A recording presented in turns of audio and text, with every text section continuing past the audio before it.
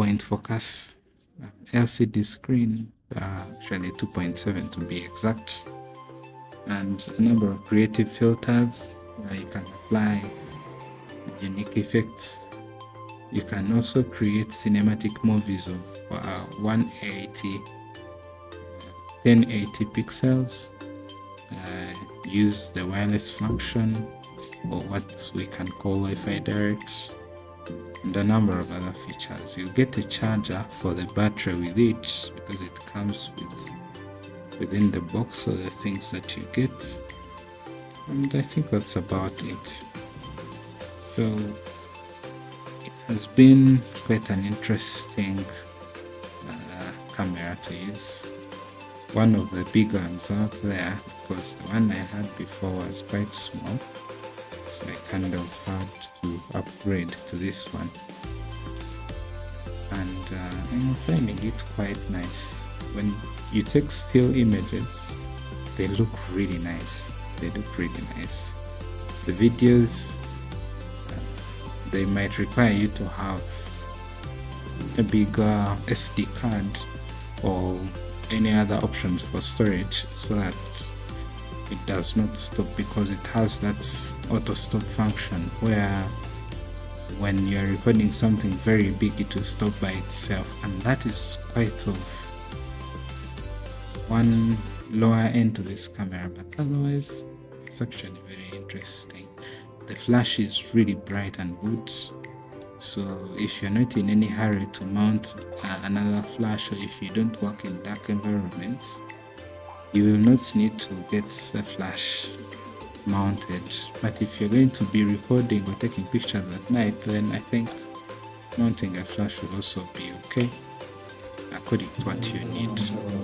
I found that mounting the lens was not as easy as I thought it would be. It had to tease me first. You have to get that point where it clicks in, and you have to actually be careful because it may fall and you lose it.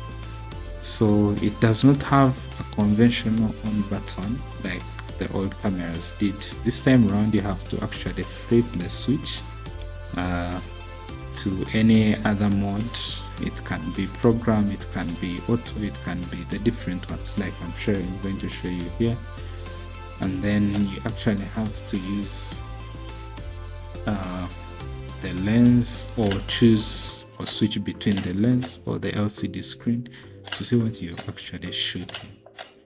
So it might tease you out there when you are used to actually using the older cameras, but you get the hang of it immediately, or usually.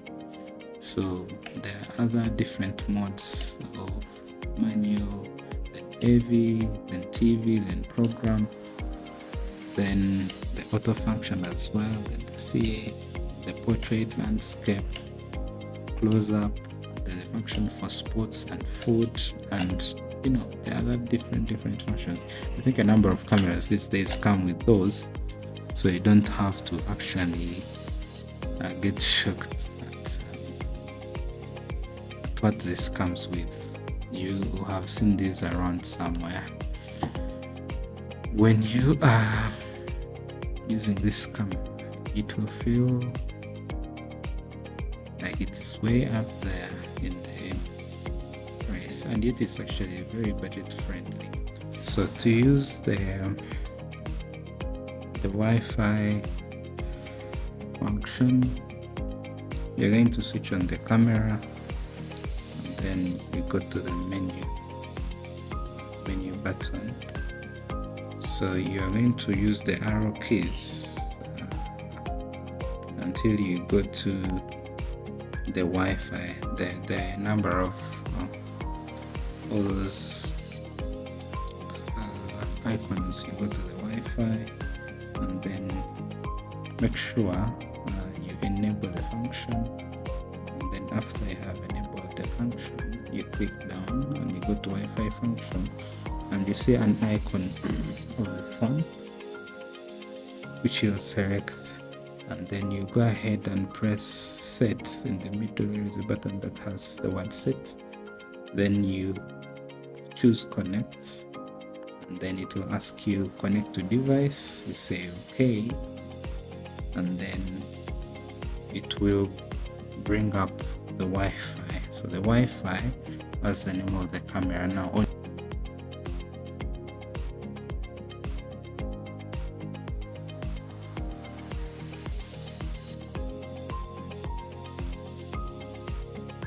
your phone, as you can see, you have to choose which camera you are using, because the Canon app has so many other cameras that have been made over time. So once you have chosen, please do not forget that it's going to be a new registration for you who is starting out to use this camera. And for me, I think I had used it before, so it wasn't going to be a new registration, but you have to use it. You have to use that function and then connect to that Wi-Fi function. So as you can see, it was showing me that if you connect to a different Wi-Fi function that you had, the Wi-Fi connection that you have in your home or office, then it will refuse. Then you have to check on where the images are. This function can also allow you to take pictures, only pictures. It will not allow you to record a video, it will refuse.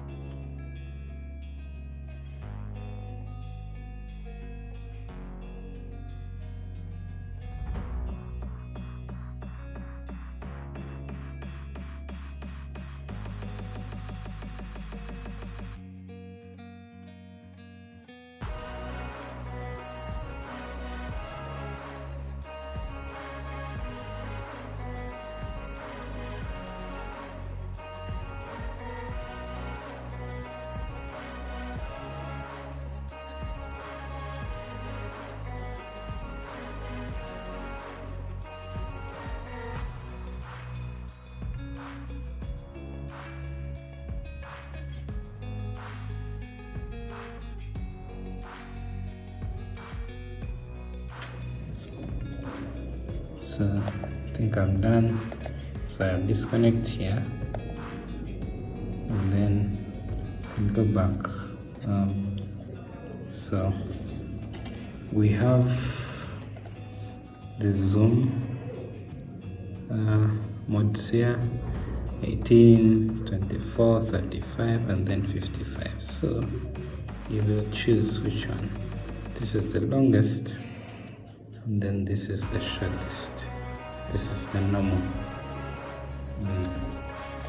If I am taking a picture, I will choose to use the camera screen, and then I zoom in. Take for instance that chair there. I think the zoom quality is not that great if we are used to the normal cameras, but to really take the pictures. You see if the lens can actually work, but the picture quality is good. It's great. It's great. Yeah. So that's what we have on the EOS 4000D. The other things are the normal things, really. This is the cover for the lens. I have to attach it so that I protect my lens. And other than that,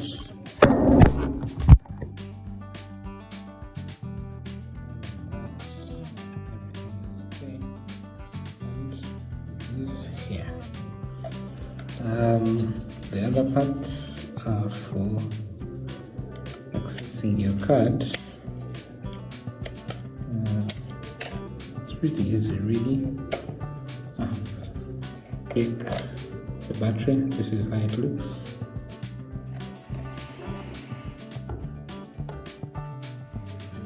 Then you have to remove the card as well. So I have a 16 GB SD card, but this is pretty. So part of the other things that we have on this camera are the spots, one for the HDMI, Hope you can see clearly. And then the normal USB for transfer. So if you don't want to use your phone or a smartphone for transfer, you could use this. Then you can also mount it to a tripod stand, and I think it would be easier to use when you use a tripod stand. This button right here is to help you remove the lens and reattach another. So that's it really. That's very, very much it. The button would having it in this position helps you to use the focus function. If you change it to this, then the focus function might prove a little bit difficult. So I can actually show you an example. You see what I mean? First remove the lens, cover, sorry, and then I'm trying to sorry, my face is in the lens, so it will just shoot directly. I'm trying to focus, but it's not showing any focus. But if I were to change this button, I think this is for the aperture or something, I'm not very sure, and put it back to that position, then like you can see immediately it can focus.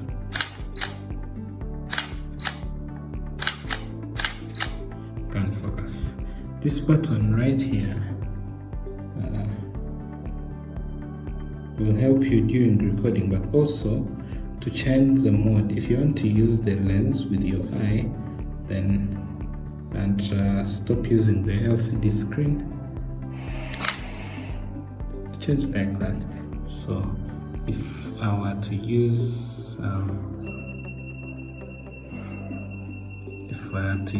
for instance this is where my eye would go, and then I would still take the picture. I'd be seeing everything clearly. So that's it for the EOS 4000D Canon. Thank you. It's a pretty good camera, but still getting used to it. But it's not a bad camera really. It's a bad camera. It's not a bad camera. So if I wanted to view the pictures that I had taken, or even the videos, I'd switch on, and then of course choose this button, the one that has a play sign on it, yeah, and then is up to 6, and then you can still use the button. Check some the pictures that you have taken. So I think this part is for mounting the flash. I hope I can be corrected, but I think it is for mounting when the flash, another flash